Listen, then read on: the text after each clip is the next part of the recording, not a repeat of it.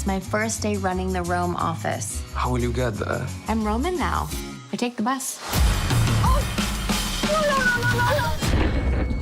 Je fais des choses dont je me souviens pas. Et dans ces moments-là, je contrôle plus rien. Give me the bucket. Give me the bucket. Give me the bucket! Someone's in a hurry, aren't they? Emily in Paris, mais qui se déroule à Rome pour la saison 5. Au programme également Belphégor, une relecture moderne d'un classique de la littérature. Et puis Motherland, une comédie britannique caustique sur la charge mentale des mères.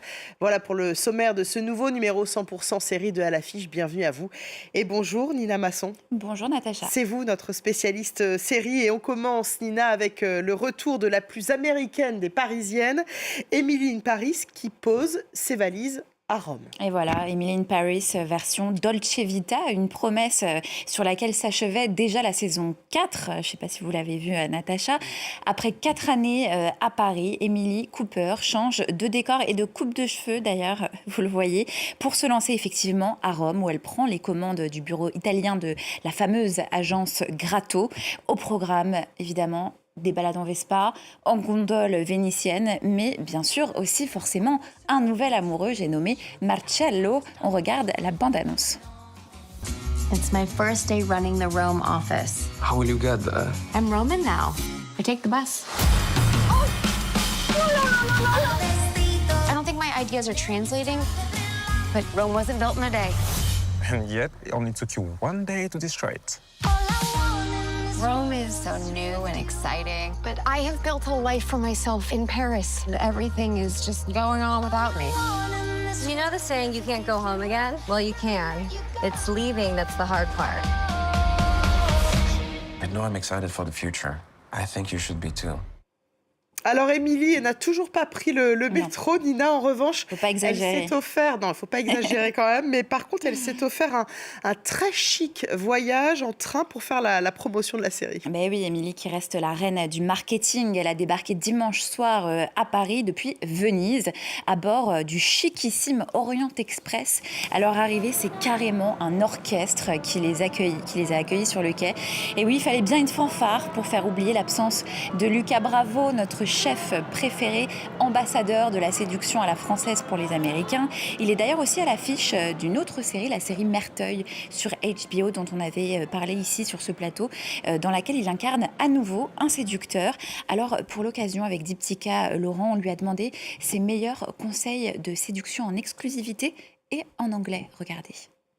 It's gonna be very painful because I'm not a big seducer.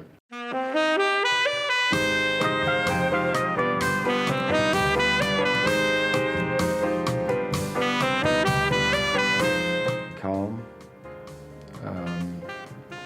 true, and avoiding.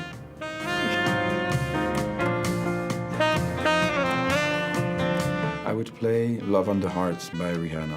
Love on the Brain, sorry.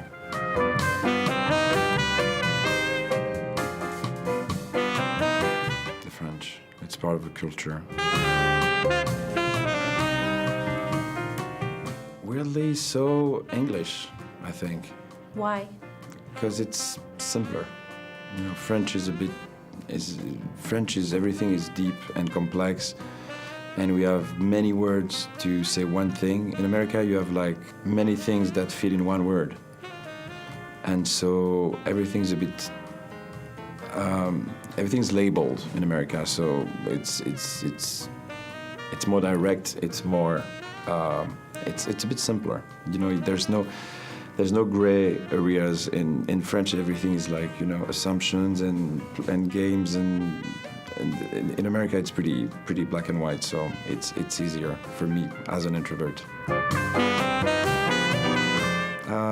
Don't try to be someone you're not. Et oui, toujours être soi-même pour séduire. Luca Bravo, Gabriel, pour ceux qui l'auraient raté dans la série, qui réapparaît tout en muscles saillants sous le soleil romain. Et justement, la question qui parcourt tout ce nouveau chapitre italien, c'est de savoir si Émilie va revenir en France avant la fin. C'est peut-être pour retrouver ce fameux Gabriel. C'est tout l'enjeu de cette 5e saison. Un enjeu qui devient même politique, Nina. Eh bien oui, Natacha, souvenez-vous de la sortie d'Emmanuel Macron en novembre dernier, au moment de l'annonce du tournage de cette saison 5 à Rome, le chef de l'État qui disait, je cite, dans un entretien à Variety, « Nous leur demanderons de rester à Paris, Emily in Paris à Rome, ça n'a pas de sens ». Ce à quoi le maire de Rome avait répondu sur X, je cite, « Détendez-vous, Emmanuel Macron, Emily in Rome, c'est parfait ». Donc voilà, on est au bord de l'incident diplomatique, vraiment. Et quand on connaît les retombées touristiques de la série, eh bien, on comprend pourquoi. Rien que ça, ouais. Si entre l'Italie et Paris, son cœur balance, en tout cas, l'actrice d'Emily in Paris, Lily Collins, semble avoir tranché. Écoutez-la. Mon Dieu, l'Italie ne ressemble à rien d'autre. C'est la chaleur qui s'en dégage, les gens, les lieux. Et puis l'architecture est tout simplement divine. Et c'est aussi complètement fou de se promener en contemplant ces vestiges antiques, ces artefacts anciens. J'ai une chance incroyable de pouvoir marcher au milieu de tout ça et de les filmer. Et Venise, je n'y étais jamais allée auparavant. Ça a donc été une expérience magique pour nous tous. Les canaux, c'est d'une beauté à couper le souffle. Et tout le monde nous y a accueillis à bras ouverts. Mais rien n'est tout à fait comparable à Paris. Voilà, prochaine série que vous avez sélectionnée pour nous, Nina, Paris et ses mythes, d'ailleurs, qui continuent de nourrir la fiction, comme dans la nouvelle série Belphégor, qui revisite une figure littéraire bien connue du petit écran. Ah oui, le célèbre fantôme du Louvre qui hante de nouveau les couloirs du musée le plus célèbre du monde, une figure maléfique qui hante nos imaginaires, vous le voyez, depuis près d'un siècle, depuis la sortie en 1927 du roman policier éponyme d'Arthur Bernen et 60 ans après le feuilleton culte de Claude Barma avec Juliette Gréco. Belphégor est donc de retour sous un nouveau visage, cette fois entre les mains d'Afsa, une restauratrice d'art incarnée par Chérine Boutella, confrontée à un masque mésopotamien millénaire au pouvoir inquiétant. On regarde la bande-annonce. Vous savez quoi sur ce masque? Belphégor. Les gens avaient peur de se fâcher avec lui. C'était le dieu de quoi? Orage, destruction. C'est quoi ce délire? Je fais des choses dont je me souviens pas. Et dans ces moments-là, je contrôle plus rien. C'est de la folie, tu te rends compte de ce que t'as fait? Mais je l'ai pas volé. C'est lui qui m'a trouvé. Il a réveillé quelque chose en moi. J'ai vu des choses. Alors, on aime ou on n'aime pas cette version 2025 de Belphégor? Alors, je suis un peu mitigée. Alors déjà, on peut dire qu'elle tombe à pic, puisqu'elle nous parle d'un vol au Louvre, donc plus que jamais au cœur de l'actualité mondiale après le spectaculaire cambriolage du 19 octobre, les fuites d'eau et maintenant la grève, un musée donc autour duquel continue de rôder une aura de mystère dans la série. Ce musée qui devient même un personnage à part entière, un organisme vivant, massif, dont les œuvres seraient les organes finalement.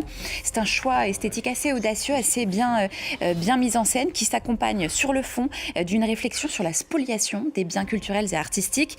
C'est là que réside toute la modernité de la série, dans la tentative de montrer par la fiction comment les sociétés modernes tentent de se réconcilier avec leurs propres fantômes. Une vraie ambition intellectuelle donc, mais qui se dévoile un peu trop tard à mon sens, puisqu'il faut attendre le 3e épisode pour que vraiment l'intrigue ne décolle réellement. Pour moi, c'est un peu trop tard, surtout quand on prétend réveiller des fantômes. Allez Nina, on va quitter les couloirs du Louvre pour un territoire beaucoup moins spectaculaire et largement délaissé par la fiction. C'est le quotidien des mères. Et oui, avec Motherland sur Arte et en replay gratuitement sur arte.tv, une série consacrée à une réalité sans masque ni mystère, cette fois où l'horreur n'est pas surnaturelle mais logistique, où les fantômes ne hantent plus les musées mais plutôt les emplois du temps, les cuisines et les cours d'école. Tout commence un matin, vous le voyez, dans cette voiture dans la banlieue de Londres. On embarque avec Julia et ses enfants. Elle est en retard pour l'école, c'est la panique. Sauf que quand ils arrivent, eh bien, la maman réalise qu'en fait, on est en pleines vacances scolaires. Arrive donc cette question vertigineuse: que faire des enfants? C'est autour de cette interrogation existentielle que s'organise toute la série, dans un tourbillon d'action et surtout beaucoup d'humour. J'ai envie de dire merci, car c'est un sujet universel, Nina, vécu par des millions de femmes, et pourtant c'est un des angles morts de la fiction. Oui, pourtant dès les premiers épisodes, on mesure l'immense potentiel dramatique du quotidien d'une maman, à l'image de cette scène dans la voiture. On s'attend à tout moment à un carambolage, on retient son souffle. C'est une série qui est tournée comme un film d'action, qui se vit d'ailleurs plus qu'elle ne se regarde. On est vraiment dans du 24 heures chrono, mais version mère de famille en panique, grâce à une mise en scène justement redoutablement efficace de cette charge mentale qui pèse sur beaucoup de femmes, mais qui dans le même temps est sans cesse désamorcée par l'humour. Conclusion, pas besoin de fantômes finalement pour créer un film d'action. Soyez une maman, ça suffirait amplement. Ouais, ça a l'air hilarant. Merci beaucoup, Nina. La figure des mères dans un tout autre genre qui est également à l'honneur du tout premier film de Kate Winslet. Sur Netflix. Vous allez nous en parler, Nina. Oui, Goodbye June, c'est son nom, le film de Noël proposé par la plateforme. L'histoire d'une famille de 4 enfants sur le point de perdre leur mère. C'est inspiré d'une histoire vraie, l'histoire personnelle de Kate Winslet, et surtout, c'est son fils Joe Anders qui est derrière le scénario. On suit donc ses 4 frères et sœurs, dont Kate Winslet dans le film, réunis autour de June, cette matriarche incarnée par Hélène Mirren, qui est hospitalisée pendant les fêtes de fin d'année. C'est un film sur la perte, sur l'amour, sur la transmission, mais là encore, c'est aussi enveloppé dans beaucoup de légèreté et d'humour. Ça arrive le 24 décembre sur Netflix. Et je vous souhaite beaucoup de légèreté et d'humour, Nina, pour ces fêtes de fin d'année. On va se quitter donc avec la bande-annonce de ce Goodbye June, à découvrir donc sur Netflix à partir du 24 décembre. Merci de votre fidélité. Moi, je vous dis à très vite sur France 24. It's a big family, June. My gorgeous daughters. So lovely they can all be here for you. I'm here. I told you never wear yellow because it doesn't suit you, darling. How do you think they're doing? Hard to say. I'm not sure about how the girls are doing, June. I've drawn up a rota. I've made it so you and I don't overlap. Maybe we should ask Mum what she wants. Families are hard. Just, please. That's why I make sure people get good goodbyes.